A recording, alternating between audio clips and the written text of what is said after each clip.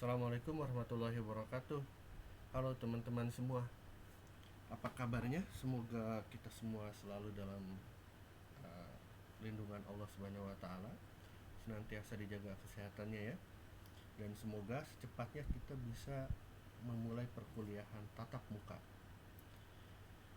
Baiklah, ini adalah pertemuan kedua dari mata kuliah Teknologi Penangkapan Ikan mengenai pengenalan bahan jaring. Apa saja yang akan kita bahas hari ini? Yang pertama adalah sifat masing-masing jenis bahan jaring. Yang ketiga, mengukur mata jaring. Yang keempat, identifikasi jenis bahan jaring melalui uji visual, uji bakar, dan uji air. Perikanan tangkap sebagai kegiatan yang primary production, di mana kegiatannya adalah kegiatan untuk mencari pangan, akan terus berkembang dari tahun ke tahun. Karena bagaimanapun juga manusia semakin banyak, tekanan atau permintaan terhadap sumber pangan juga semakin meningkat, sehingga kegiatan perikanan tangkap ini terus berkembang sepanjang tahun. Jika kita melakukan flashback dari tahun ke belakang, puluh-puluh tahun lagi ke belakang ya, bagaimana manusia mulai dari menangkap di area dangkal, kemudian berkembang menangkap di sepanjang pantai, dan kemudian berani melakukan penangkapan ikan di laut lepas. Dan juga bagaimana terjadi pergeseran antara menangkap ikan untuk konsumsi sehari-hari menjadi konsumsi untuk kegiatan industri. Pergeseran tujuan kegiatan penangkapan ini sebetulnya mengakibatkan usaha penangkapan ikan memiliki berbagai macam aspek mendasar yang perlu dipertimbangkan secara mendalam, termasuk jenis teknologi dalam membuat alat tangkapnya. Mengapa demikian? Karena bagaimanapun juga ketika kita menangkap di laut lepas, itu memiliki jenis ikan yang berbeda, jumlah tangkapan yang berbeda, sehingga tidak mungkin alat tangkap yang digunakan di area dangkal di sepanjang pantai kemudian digunakan untuk kegiatan menangkap di laut lepas. Begitu juga ketika kita menggunakan alat tangkap hanya untuk konsumsi sehari-hari, tidak mungkin kita pakai untuk kegiatan industri. Sehingga teknologi penangkapan ini perlu untuk dipelajari, dipertimbangkan secara mendalam dalam membuat alat tangkap. Selain itu juga bagaimana tekanan masyarakat, tekanan penduduk dunia akan kebutuhan pangan menyebabkan permintaan banyak sekali. Kita juga harus berpikir tentang bagaimana kita merancang alat tangkap yang mampu menangkap ikan sesuai dengan permintaan pasar, tetapi juga bisa kita wariskan berpuluh-puluh tahun kemudian. Kita tidak bisa hanya mewariskan kapal dan alat tangkap saja, tetapi juga kita harus bisa mewariskan ikannya juga. Nah, sehingga kemudian ilmu pengetahuan akhirnya mencoba mendalami itu dan berusaha membuat bahan yang sederhana, kompleks, dan bisa diproduksi secara massal.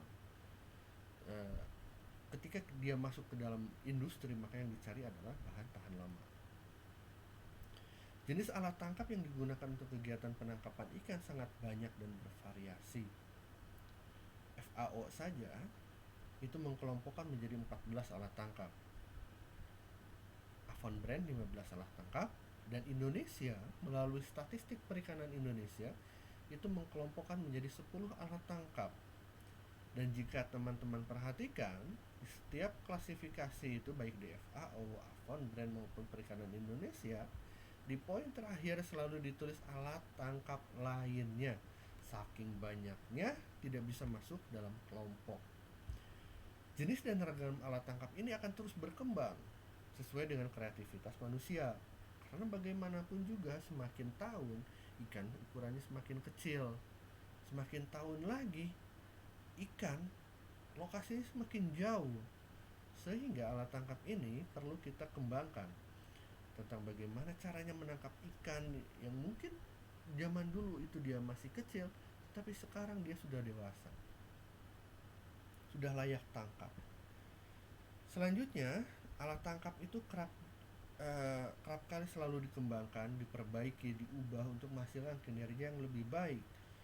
Kinerja lebih baik ini mengacu pada jumlah sil tangkapan yang layak tangkap. atau untuk disesuaikan dengan kondisi kegiatan penangkapan itu sendiri, apakah untuk penangkapan di pantai, di laut lepas, dan lain sebagainya. Secara umum, alat tangkap dikelompokkan menjadi 3 bagian, yaitu alat tangkap yang menggunakan jaring, alat tangkap yang menggunakan tali dan pancing, dan alat tangkap dengan bahan lainnya.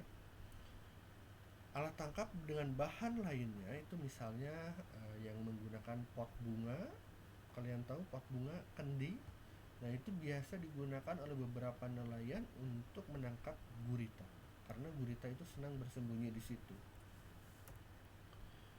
Ketika kita menggunakan jaring sebagai alat tangkap, terdapat beberapa karakteristik yang dibutuhkan. Yang pertama adalah kuat ketika diberi beban. Mengapa demikian? Karena alat tangkap jaring ini akan menghadapi beban yang terdiri dari beban hidup dari ikan yang tertangkap kemudian meronta-ronta, beban hidup ketika oleh nelayan ditarik, beban hidup ketika dia sedang di dalam perairan, ada arus di situ, ada gelombang, dan beban mati ketika ikan-ikan itu sudah tidak berdaya dan kemudian diangkat oleh nelayan. Beban lainnya ketika alat tangkap itu masuk ke dalam air, dia akan menyerap air, maka menjadi lebih berat. Apalagi ketika alat tangkap itu selesai menangkap ikan, ketika diangkat, maka ada beberapa air yang ikut terbawa. Kalau hanya 1-2 meter memang tidak akan terasa, tetapi alat tangkap itu misalnya gill net, itu ada yang panjangnya sepanjang 500 meter. Jadi bisa dibayangkan bagaimana beratnya menarik jaring yang diisi oleh beban-beban itu. Yang kedua, pertambahan panjang yang memadai. Yang ketiga, memiliki ketahanan yang besar terhadap pengaruh alam maupun kimia, karena bagaimanapun jaring ini dia masuk ke dalam air, terjadi ya pokoknya menjadi basah, menyerap air menjadi basah dan disimpan di atas dek kapal. Ketika di situ disimpan, kadang nelayan nggak sempat besok paginya menjemur alat tangkap itu. Kadang ya mereka besoknya lagi bawa lagi ke laut, masih dalam kondisi basah. Lalu jaring juga harus memiliki bahan jaring juga harus memiliki kelunturan yang memadai. Yang kelima, tahan terhadap gesekan dan beban berat, karena alat tangkap itu bergesekan dengan kapal ya, ketika akan diangkat ke dalam dek kapal itu akan bergesekan. Tahan terhadap pembusukan di dalam air, memiliki retensi terhadap air, dan yang kedelapan, memiliki berat jenis yang sesuai. Nah, kalau berat jenisnya ini ringan, dia berarti mengapung, mengambang, berarti alat tangkap untuk di permukaan. Kalau dia tenggelam, berat jenisnya tinggi, maka dia untuk alat tangkap yang tenggelam, seperti misalnya troll. Dan yang paling penting, karakter yang paling dibutuhkan oleh dunia industri terhadap bahan jaring itu adalah harganya murah. Nah, ini adalah bagaimana jaring itu dibuat ya, pada gambar kanan di bawah. Terdiri dari fiber, yang kemudian fiber itu serat ya, serat awal mula dari bahan baku menjadi bahan benang, kemudian dipilin menjadi yarn ini kemudian dipilin menjadi strand, dan strand kemudian dipilin lagi menjadi rope, menjadi tali benang. Nah, jenis rope itu pintalannya beda-beda ya, ada yang memintal ke kanan, ada yang memintal ke kiri, ada yang pintalan huruf Z, ada yang pintalan huruf S. Kita menyebutnya seperti itu karena dua jenis pintalan ini kemudian akan digabungkan pada akhirnya, sehingga akan membentuk satu kekuatan yang sangat baik. Ini seperti ini, pintalan S twist dan Z twist gitu. Serabut alami itu pada umumnya karena dia alami, paling banyak terdapat pada tumbuhan, kadang disebut vegetable fibers, seperti katun. Manila itu kalau kita kenalnya karung yang warna coklat di tengah itu ya, kayak karung goni. Hem itu yang kanan tuh, yang kayak daun ganja. Linen dan rami. Selain itu sering juga digunakan bahan alami dari hewan, misalnya pada ulat sutra. Pembuatannya ini kalau dia serat alami, pembuatannya mahal karena membutuhkan bahan yang sangat banyak. Berarti misalnya nih, yang ini yang hem ya, dia membutuhkan sangat banyak sekali serat untuk menghasilkan satu benang satu tali. Berapa banyak yang harus ditebang, ditanam, sehingga mampu memenuhi permintaan industri. Nah, itu yang membuat pembuatan itu menjadi mahal dan dinilai kurang sesuai kalau demikian. Tapi di Jepang ada yang menggunakan jaring dari tali sutra. Kayaknya itu untuk kegiatan pribadi, tidak untuk industri. Ini adalah jenis-jenis serabut buatan, mulai dari poliamid, polyester, polypropylen, polyvinyl klorid, PVC ya. Ini sering kali kita dengar untuk bahan paralon, polyethylene klorid, PVD, dan PVA, polyvinyl alkohol. Polyester yang biasa ada di baju jersey sepak bola, futsal, olahraga kayak gitu. Nah, ini adalah bagian bagaimana serat-serat alam, serat buatan itu terdiri dari bahan apa saja, mulai dari biji, ada juga dari pohon, dari daun, dari buah, kayak gitu ya. Jadi disebut kelapa. Kalau yang organik, berserat buatan juga ada yang organik, ada yang anorganik. Polimer buatan, ada polimer alam, nah kayak gitu. Nah, ini adalah sifat jenis bahan jaring mulai dari vegetable fibers dan sintetik. Maka dari sini jelas bahwa bagaimanapun juga dengan kondisi perikanan seperti saat ini memasuki masa industri, tidak mungkin kita menggunakan vegetable fibers. Tetapi kalau kita bisa mengkombinasikan vegetable fibers dengan synthetic fiber, seperti misalnya kantong plastik yang mudah terurai yang mulai beredar sekarang, dia memiliki karakteristik seperti kantong plastik, beban yang dia bawa juga bisa sama, tapi ketika di dalam tanah dia bisa terurai dengan cepat. Nah, itu mungkin bisa digunakan. Ini adalah sifat fisik serat sintetis seperti nilon, polyester, polyetilen, polypropylen, dan polyvinyl alkohol.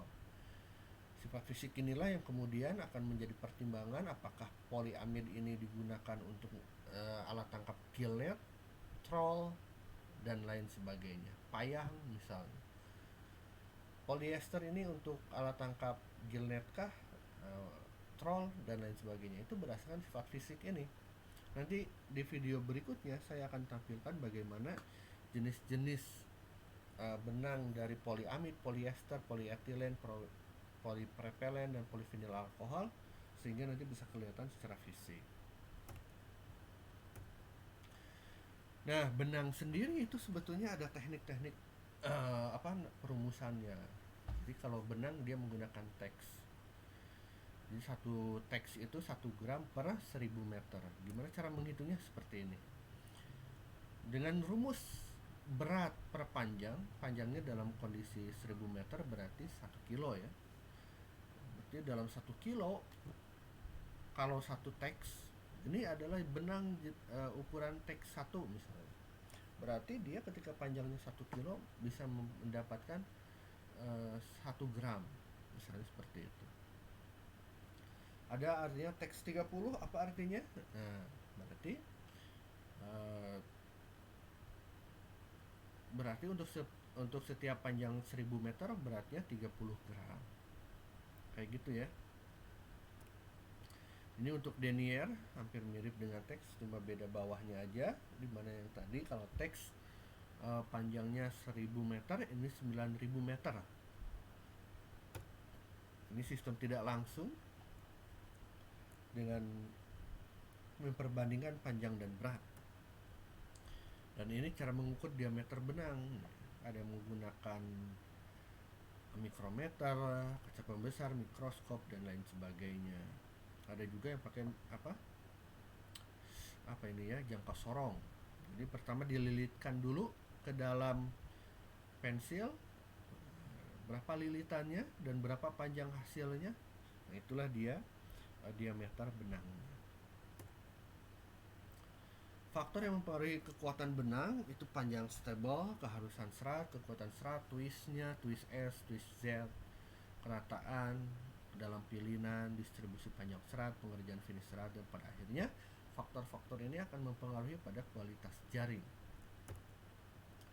Oke, selesai di bahan jaring, dan ini adalah tentang mesh size. Mesh size itu adalah mata jaring yang terdiri dari 4 knot dan 4 bar. Nah, 4 knot itu seperti ini. Ini knot itu tali ya, ikatan simpul. Bar itu adalah benang atau tali antar knot, itu bar. Sehingga mesh size itu adalah jarak antara knot terjauh dalam kondisi basah. Nah, biasanya kalau basah dia memiliki kemuluran yang berbeda, bentuknya beda. Nah, ini cara pengukuran mata jaring ya. Ini kalau yang tradisional seperti ini kita tarik, kita ukur, tapi kalau sekarang ada alatnya, ini digunakan oleh KKP juga, jadi sudah terkalibrasi, apalagi bahan ini terbuat dari bahan kuningan, sehingga untuk proses pemuaiannya sedikit berbeda, tidak seperti besi, aluminium, dan lain sebagainya. Nah, ini dia caranya. Jadi cara menggunakan net go itu seperti itu. Jadi alat tangkap cukup dibentangkan, lalu kemudian alatnya dimasukkan ke dalam lubang jaring, dan pas mentok itulah dia besar dari mata jaring. Bagaimana mengidentifikasi jenis bahan jaring secara visual? Tadi seperti yang di tabel ya, apakah dia tenggelam dan lain sebagainya, bentuknya kasar atau halus, itu dia secara visual. Dan ada uji bakar.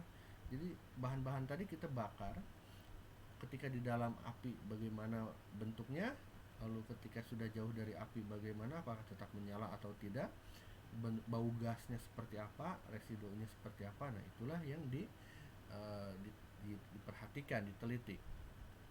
Nah, ada juga uji air gitu. Nah, ada yang terapung, ada yang tenggelam, ada yang menyerap air, ada yang tidak menyerap air, seperti itu. Nah, ini adalah serat-serat sintetis yang terapung apa saja, lalu yang kalau dibakar seperti apa. Misalnya PA, ketika sudah dibakar segera meleleh, setelah dipanaskan membentuk tetesan yang cair. Identifikasinya seperti ini ya. Nanti akan ada tugas tentang bagaimana pengenalan serat-serat sintetis ini dan alami. Nanti kalian buat videonya, kalian isi tabelnya. Jadi sekian dulu untuk video sekarang. Semoga bermanfaat. Terima kasih atas perhatiannya. Assalamualaikum warahmatullahi wabarakatuh.